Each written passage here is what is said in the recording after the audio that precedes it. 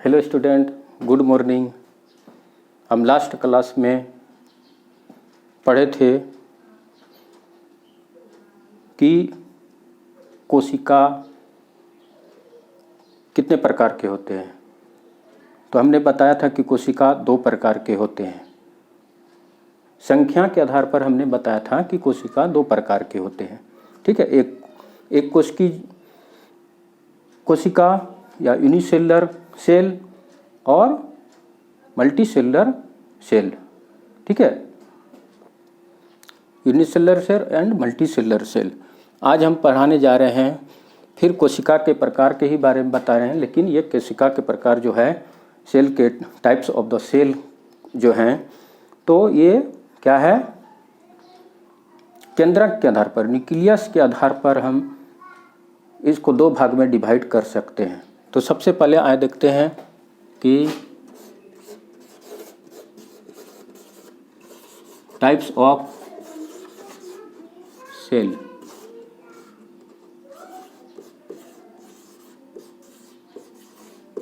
कोशिका के प्रकार। कोशिका के प्रकार तो हम देखते हैं कि न्यूक्लियस के आधार पर, ऑन द बेसिस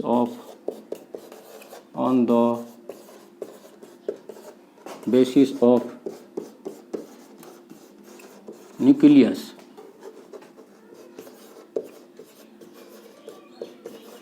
केंद्रक के आधार पर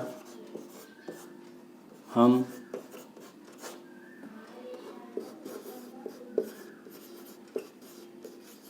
कोशिका को कितने भाग में बांट सकते हैं? कोशिका को 2 भाग में बांट सकते हैं, 2 भाग में बांट सकते हैं।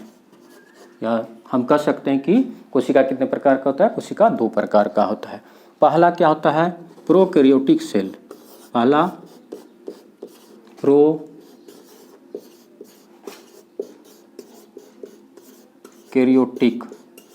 प्रोकैरियोटिक कोशिका। क्या होता है? पहला प्रोकैरियोटिक कोशिका होता है। प्रोकैरियोटिक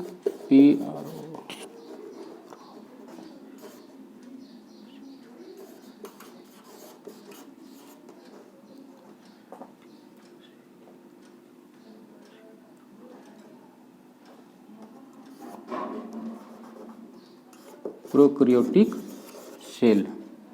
दूसरा क्या होता है? यूकैरियोटिक कोशिका, या हम लिख सकते हैं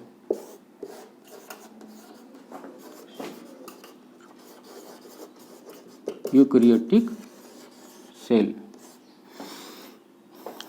तो प्रोकैरियोटिक सेल पहला हम आते हैं। प्रोकैरियोटिक सेल किसको कहते हैं? जिसमें कि प्रोकैरियोटिक सेल उसको कहेंगे, प्रोकैरियोटिक कोशिका उसको कहेंगे जिसमें कि हम यहाँ पर सेल बनाते हैं।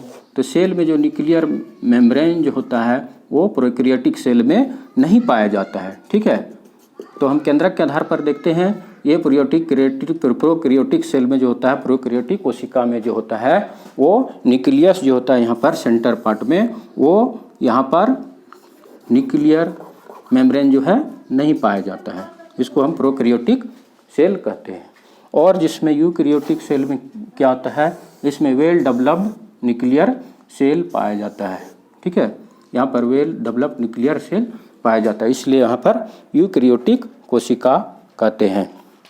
प्रो मतलब होता है फॉल्स, और कैरियोटिक माने, कैरियोटिक मीन्स क्या होता है? केंद्रक। ठीक है, फॉल्स केंद्रक माने फॉल्स केंद्रक यहाँ पर दिखाई पड़ता है।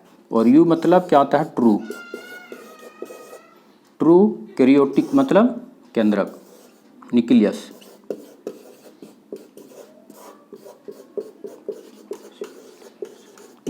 ठीक है, अब हम समझ गए प्रोकैरियोटिक और यूकैरियोटिक में क्या डिफरेंस है। प्रोकैरियोटिक में जो डिफरेंस होता है प्रोकैरियोटिक में जो होता है वो वेल डेवलप्ड न्यूक्लियस नहीं पाया जाता है, या अर्ध विकसित होता है, या नहीं भी पाया जा सकता है। लेकिन यूकैरियोटिक में ट्रू न्यूक्लियस पाया जाता है, विकसित होता है, ये डेवलप्ड होता है।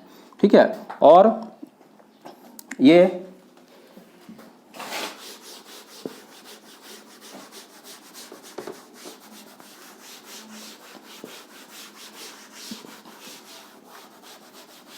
प्रोकैरियोटिक सेल हम बता चुके। प्रोकैरियोटिक सेल क्या होता है? फॉल्स न्यूक्लियस, फॉल्स न्यूक्लियस नहीं विकसित ही नहीं होता है, या अर्ध विकसित होता है। तो एग्जाम्पल के तौर पर हम लिख सकते हैं, एग्जाम्पल के तौर पर बैक्टीरिया,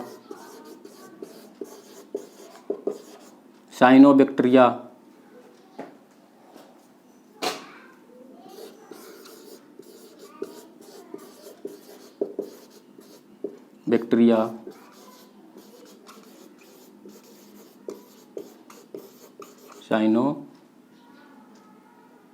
साइनोबैक्टीरिया। ठीक है। साइनोबैक्टीरिया जो होता है वो प्रोकैरियोटिक में आता है। बैक्टीरिया, जितने भी बैक्टीरिया आते हैं वो प्रोकैरियोटिक में आते हैं। इसमें वेल डेवलप्ड न्यूक्लियस नहीं पाया जाता है। अब हम आते हैं क्या? यूकैरियोटिक में। यूकैरियोटिक सेल जो होते हैं वह उसमें न्यूक्लियस वेल डेवलप्ड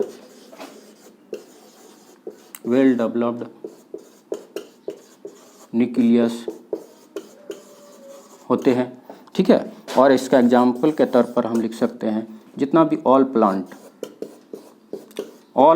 जो होते हैं, all plants and all animals, जितने भी यूकैरियोटिक सेल जो होते हैं वो, इसका एग्जाम्पल क्या होता है? All plants and all animals होते हैं। ठीक है। समझ गए बच्चों? अब हम पढ़ाते हैं आगे।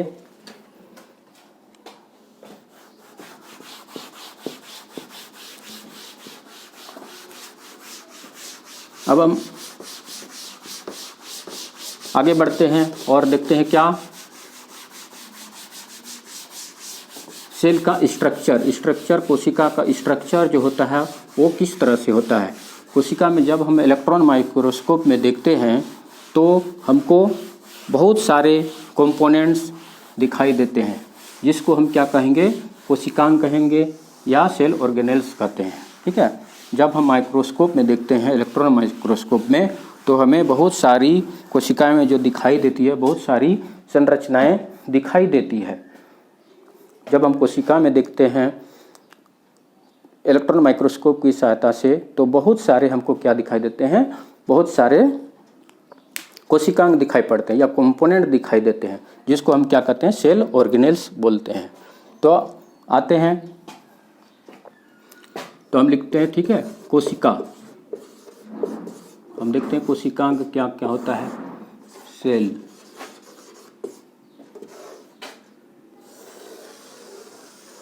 क्या क्या कोशिकांग रहते हैं कोशिका में? सबसे पहले प्लाज्मा मेम्ब्रेन,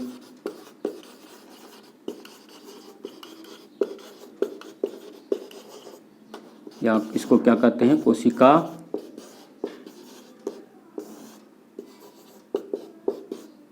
झिल्ली। क्या कहते हैं? कोशिका झिल्ली। दूसरा क्या क्या दिखते हैं कोशिका में? प्रोटोप्लाज्म,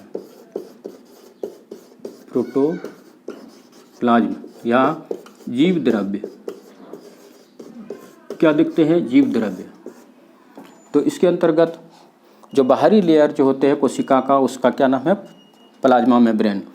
और प्रोटोप्लाज्म जो अंदर में प्लाज्मा मेम्ब्रेन के जैसे ही अंदर जाएंगे, इनर में हम बहुत सारी संरचनाएं देखते हैं, चाहे वो लिविंग हो, चाहे बहुत सारा नॉन लिविंग कंपोनेंट्स होते हैं, उसको हम जीवद्रव्य कुल मिला के जीवद्रव्य बनाते हैं।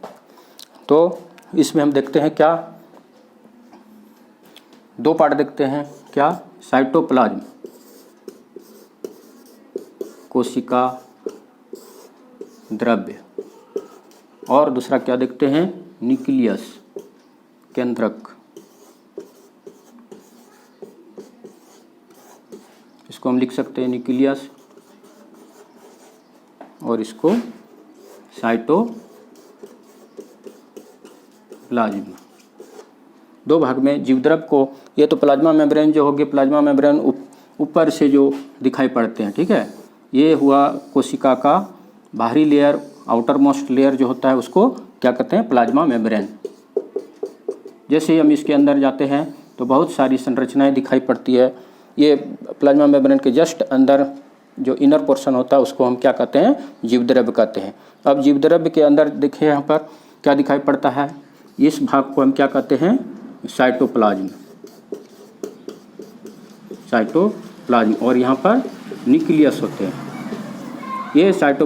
ये प्लाज्मा मेम्ब्रेन और न्यूक्लियस यहाँ जो होता है न्यूक्लियस, उसके यहाँ पर इस पोर्शन में बहुत सारे सेल ऑर्गेनेल्स होते हैं, सेल कंपोनेंट्स पाए जाते हैं, जिसको हम क्या कहते हैं, कोशिका द्रव्य। कोशिका द्रव्य में जो होता है बहुत सारे कंपोनेंट्स होते हैं, ठीक है। उसके बारे में हम चर्चा करते हैं। नॉन लिविंग भी हो सकते हैं और नॉन लिविंग भी पाए जाते हैं। इस स्ट्रक्चर दिखाई पड़ते हैं यहाँ पर, ये साइटोप्लाज्म में स्ट्रक्चर दिखाई पड़ते हैं, ये जो कि नॉन लिविंग भी होते हैं और नॉन लिविंग भी होते हैं। तो हम दिखाते हैं यहाँ पर protoplasmic,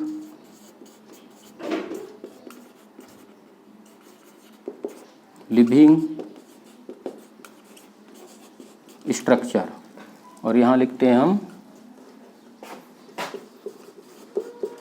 protoplasmic non living structure. एक एक करके अब देखते हैं कि कोशिका द्रव्य में क्या क्या पाया जाता है। तो यहाँ पर लिविंग थिंग्स जो होते हैं वो क्या क्या दिखाई देते हैं। लिविंग थिंग्स जो होते हैं वो सबसे पहले क्या दिखाई पड़ते हैं, इंडोप्लाज्मिक रेटिकुलम, इंडोप्लाज्मिक रेटिकुलम, दूसरा लाइसोसोम, तीसरा माइटोकॉन्ड्रिया,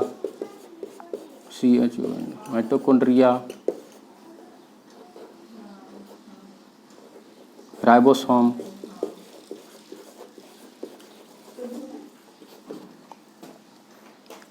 गोल्जी बॉडी,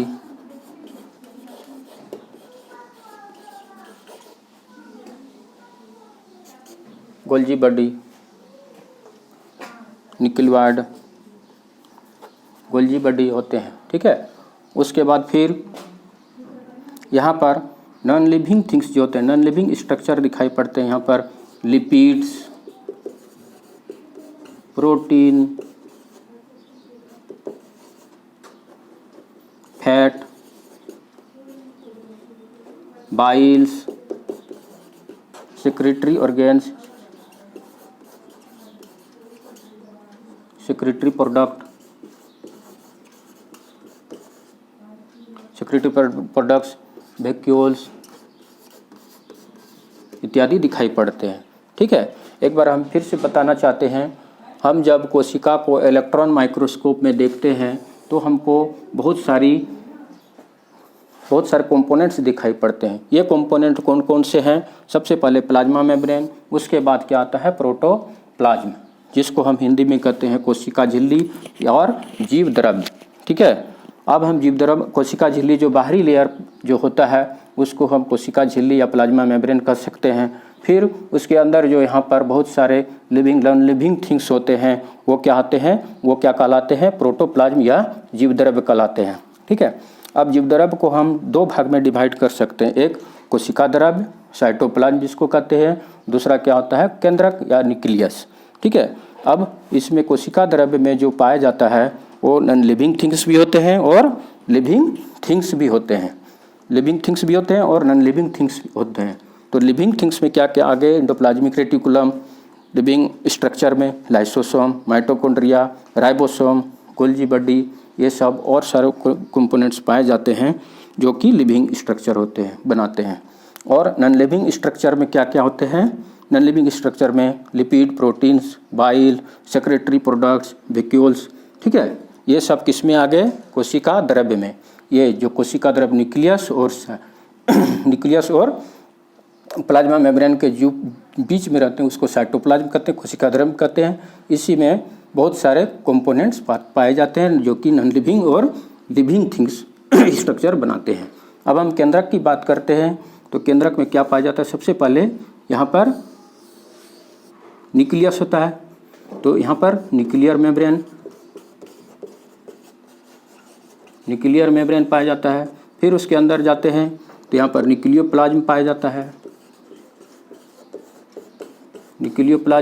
है, उसके बाद फिर आते हैं तो क्रोमेटिन फाइबर्स देखते हैं,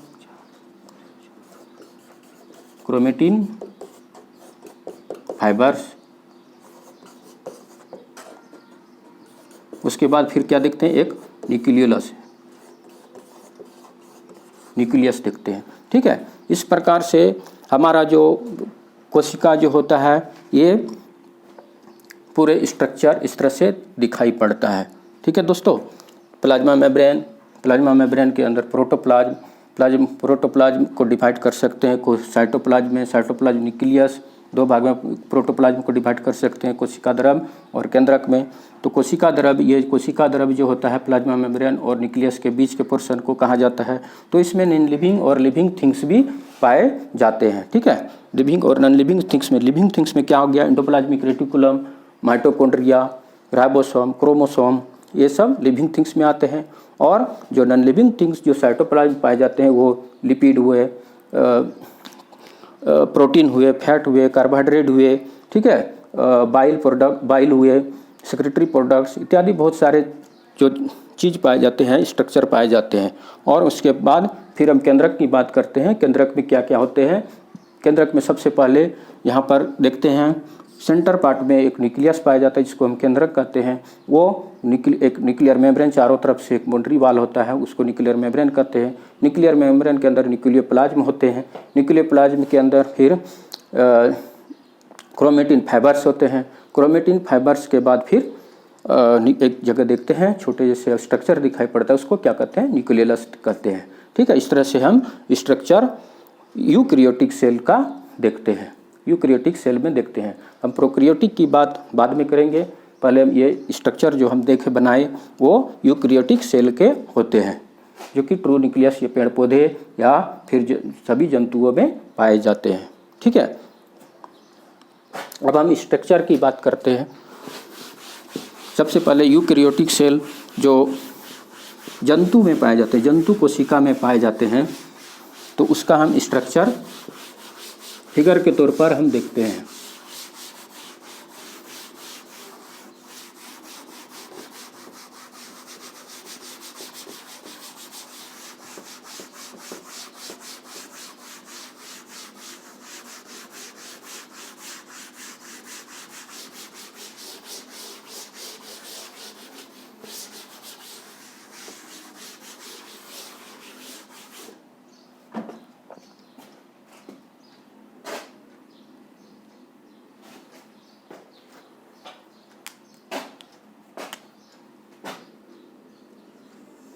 तो स्ट्रक्चर एनिमल सेल का बनाते हैं, जंतु कोशिका। तो इस तरह से एक जंतु कोशिका बनता है, एनिमल सेल बनता है।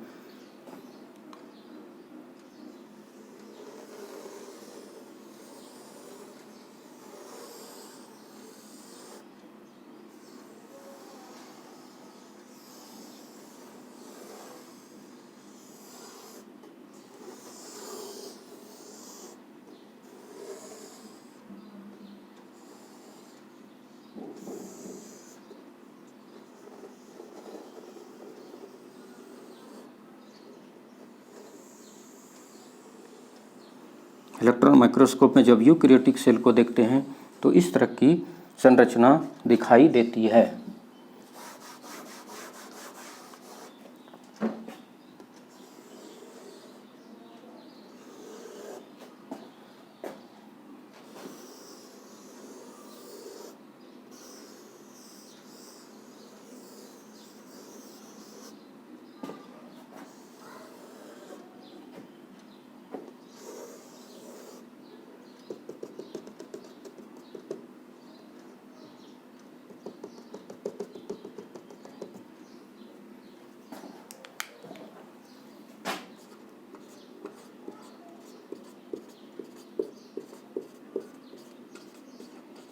ये हो गया एंडोप्लाज्मिक रेटिकुलम, जिसके ऊपर में बाहरी लेयर में क्या रहते हैं, राइबोसोम रहते हैं।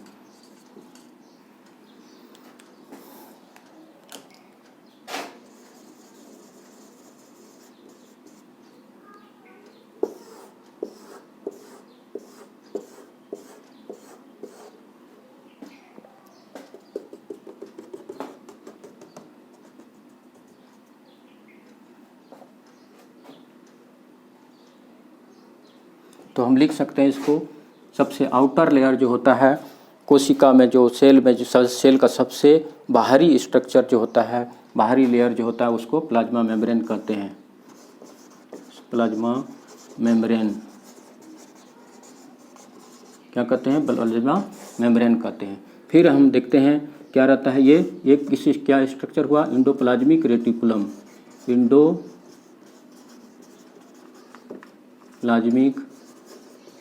रेटिकुलम, ये जो अटैच रहते हैं ये रह भी सकते हैं, और जो राइबोसोम पाए जाते हैं ये रह भी सकते हैं और नहीं भी हो सकते हैं एंडोप्लाज्मिक रेटिकुलम में।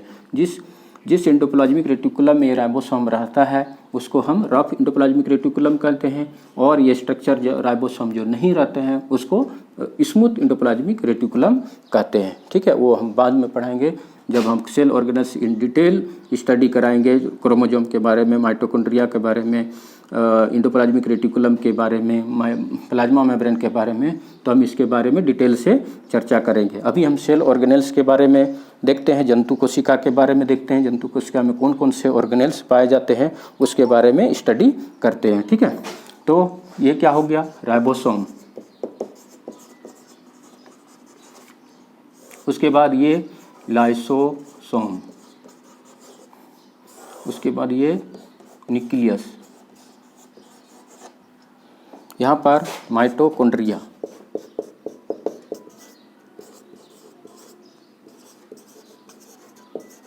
ठीक है, गोल्जी बॉडी। उसके बाद गोल्जी बॉडी इस तरह की स्ट्रक्चर दिखाई पड़ते हैं।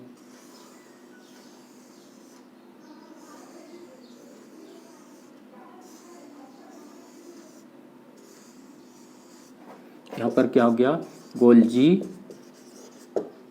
बॉडी।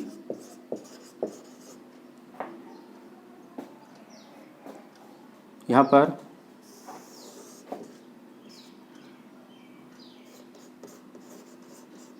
न्यूक्लियस।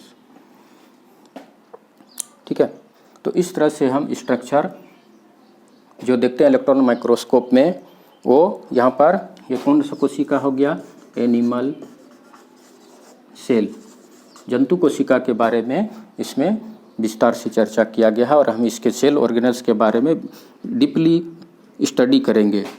तो हम सारांश में, समरी में बता सकते हैं कि इसके कोशिका के ऊपरी बाहरी लेयर को क्या कहते हैं, प्लाज्मा मेम्ब्रेन कहते हैं।